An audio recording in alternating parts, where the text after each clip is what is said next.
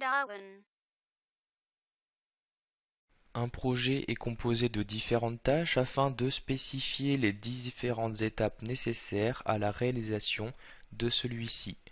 Nous allons donc dans un premier temps voir comment ajouter des tâches à notre projet. Pour cela, nous allons le faire via le mode d'affichage diagramme de Gantt. Donc vous voyez ici ce mode qui nous permet d'afficher sur la gauche un tableau des différentes tâches et sur la droite donc ce diagramme qui nous affiche les tâches suivant le temps.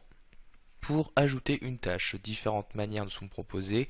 Donc si vous êtes dans ce mode d'affichage, il vous suffit de vous rendre dans la colonne nom de tâche et d'y insérer donc le nom de la tâche correspondante. Nous allons par exemple ici créer un projet de création de site internet. Donc nous allons par exemple ici choisir d'ajouter une tâche création design. J'appuie ensuite sur la touche entrée, automatiquement la tâche a été validée. Donc vous voyez, vous avez également ici une information qui apparaît dans la colonne mode tâche. Donc je vais revenir tout juste après ici à cette colonne mode tâche. Je vais pour le moment insérer plusieurs tâches, donc création design. Ensuite nous allons faire ici l'intégration HTML CSS. Et enfin nous allons dire ici, donc pour gagner du temps, nous allons passer directement au test de ce site. Donc je vais ici insérer que ces trois tâches-ci. Donc, au niveau de la colonne mode tâche, il faut savoir que vous avez deux modes qui vous sont proposés. Donc vous voyez ici, vous avez un mode manuel et un mode automatique. Vous choisissez le mode qui vous convient. Il faut savoir que si vous prenez ce mode automatique, vous allez avoir automatiquement les champs durée, début et fin qui vont être remplis et qui vont se gérer automatiquement par project. Si vous voulez tout gérer vous-même, vous choisissez donc ici planifier manuellement. Par exemple, pour la création du design, je vais ici choisir planifier automatiquement. Je clique donc sur la ligne correspondante. Vous avez ici l'icône qui change et également, comme je l'ai dit, les trois colonnes qui ont été remplies. Donc si je change ici par exemple la durée, je mets 4 jours pour le design, je clique en dehors, vous pouvez voir automatiquement que la date de fin a bien été mise à jour. Au niveau de l'intégration HTML CSS, donc je vais ici rester en mode manuel, je vais commencer par préciser une date de début. Donc on peut voir que le design sera fini de créer le 6 juillet, je vais donc commencer l'intégration la semaine d'après, donc le lundi 9 juillet, je choisis donc ici la date.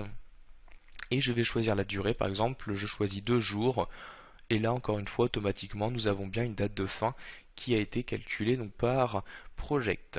Enfin, nous avons ici la période de test, donc nous allons le faire dès la fin de cette intégration HTML CSS, donc je vais la placer ici le 11 juillet, j'y attribue une journée, et vous voyez donc encore une fois la date de fin qui a été insérée. Donc à partir du moment où vous insérez des dates de début et une durée, vous avez automatiquement dans le mode d'affichage diagramme de Gantt. Donc pour avoir une meilleure vue, je vais zoomer ici un peu. Donc vous voyez, on a bien les différentes tâches qui apparaissent. Donc vous cliquez sur une tâche et vous savez directement de laquelle il s'agit car elle se sélectionne automatiquement dans le tableau. Nous venons ici de remplir les informations principales d'une tâche. Vous allez bien évidemment pouvoir préciser d'autres informations donc via les autres colonnes. Donc pour ce qui est des prédécesseurs et de nos ressources, nous verrons ceci dans des suivantes formations. Vous souhaitez ajouter une colonne, vous avez ici un bouton correspondant. Vous avez alors accès à ce menu qui vous permet de choisir quelle colonne vous souhaitez ajouter. Donc comme vous pouvez le voir, vous avez quand même accès à un certain nombre de colonnes, donc à un certain nombre d'informations. Par exemple, ici, je veux gérer les priorités de mes tâches. Donc, ici, ce n'est pas forcément nécessaire car mes tâches se suivent, mais donc, si je veux quand même le préciser, je choisis priorité. Donc, comme pour les projets, la priorité va de 0 à 1000, 0 étant la priorité la plus faible, 1000 la plus forte.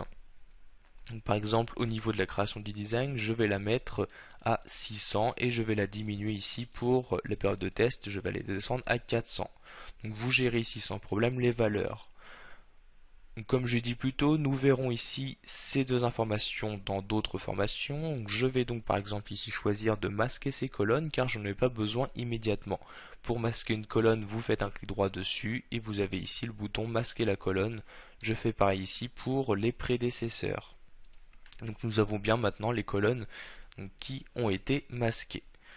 Au niveau de l'insertion de tâches, nous avons vu ici donc que pour l'insérer, il suffit de préciser le nom d'une tâche. Vous pouvez également passer par l'onglet tâches ici. Donc, vous voyez, vous avez également un bouton tâche qui vous permet d'insérer automatiquement une nouvelle ligne à ce tableau-ci.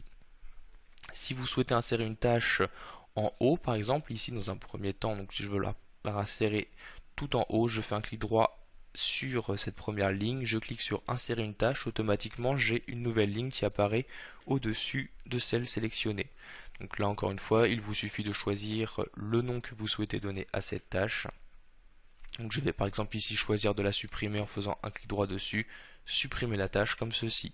Nous allons maintenant aborder deux autres types de tâches disponibles, à commencer par les tâches récapitulatives. Donc comme son nom l'indique, elles vont vous permettre de créer un groupe de tâches pour rassembler donc plusieurs tâches entre elles. Donc par exemple au niveau de la création design et l'intégration, on peut dire qu'il s'agit des tâches de production, donc de création. Donc je sélectionne ces deux tâches ici en sélectionnant les deux lignes correspondantes. La tâche récapitulative, vous l'insérez via ce bouton là. Donc je clique dessus, automatiquement la nouvelle tâche apparaît. Donc vous voyez, il s'agit bien d'un groupe avec ici un icône qui apparaît, donc le moins. Si je clique sur ce moins, le groupe se ferme donc pour masquer toutes les lignes correspondantes. Donc je clique ici sur le plus pour afficher le groupe. Donc il s'agit toujours d'une tâche. Donc vous pouvez choisir ici le nom que vous souhaitez lui donner. Par exemple ici je vais lui donner le nom de étape création. Donc j'écris ici étape création comme ceci. Donc vous allez pouvoir à tout moment gérer quelles sont les tâches que vous souhaitez insérer dans un groupe en choisissant d'augmenter ou à l'inverse d'abaisser le niveau donc via ces deux boutons-ci. Par exemple, je souhaite la tâche de test l'intégrer dans ce groupe-ci.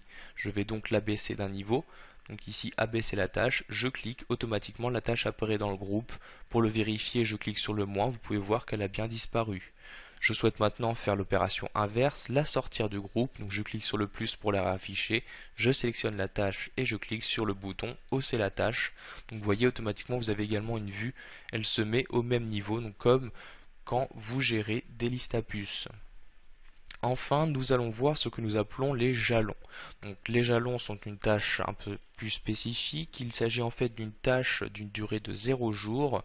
Donc, les jalons sont utilisés pour marquer un événement dans votre projet. Donc, par exemple, je veux préciser ici avant cette tâche de test qu'un nouvel employé est apparu donc dans l'entreprise. Je vais donc insérer une tâche jalon. Donc, pour ceci, je vais me rendre sur ce bouton là, donc insérer un jalon, je clique, donc il s'insère automatiquement sur la ligne au-dessus de celle sélectionnée et vous insérez donc le nom comme pour les tâches. Donc, par exemple ici je vais juste choisir d'afficher nouvel employé comme ceci. Donc vous voyez, vu qu'il s'agit d'un jalon, automatiquement il y a bien 0 jours au niveau de la durée qui a été insérée. Vous pouvez à tout moment changer l'emplacement d'une tâche. Donc vous voyez ici, vous la déplacez sans aucun problème, comme vous déplacez une ligne dans le tableur Excel. Voilà, vous avez maintenant la possibilité d'insérer différentes tâches dans votre projet en y précisant les différentes informations nécessaires à celle-ci.